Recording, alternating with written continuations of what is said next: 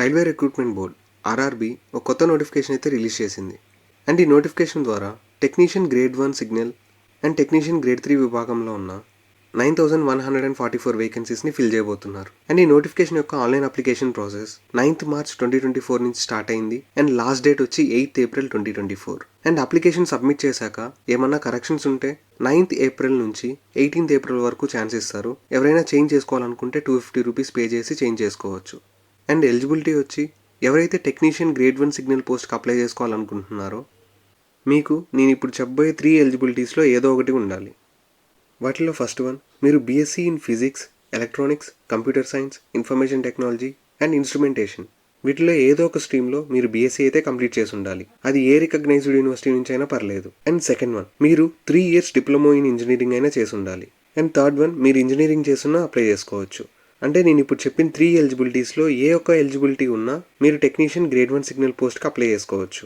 And అలానే ఎవరైతే technician grade 3 పోస్ట్కి అప్లై చేసుకోవాలనుకుంటున్నారో వాళ్ళు ఎస్ఎస్సితో పాటు ఐటీఐ అయితే చదువు ఉండాలి.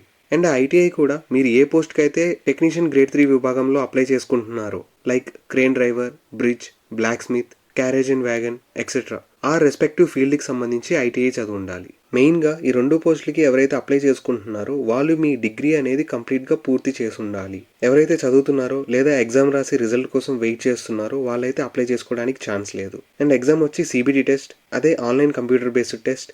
మనకి టెక్నీషియన్ గ్రేడ్ 1 సిగ్నల్ ఎగ్జామ్లో 5 సబ్జెక్ట్స్ ఉంటాయి. అండ్ టెక్నీషియన్ గ్రేడ్ 3లో 4 సబ్జెక్ట్స్ ఉంటాయి. అండ్ ఆ సబ్జెక్ట్స్ మీరు ఇప్పుడు స్క్రీన్ మీద చూడొచ్చు.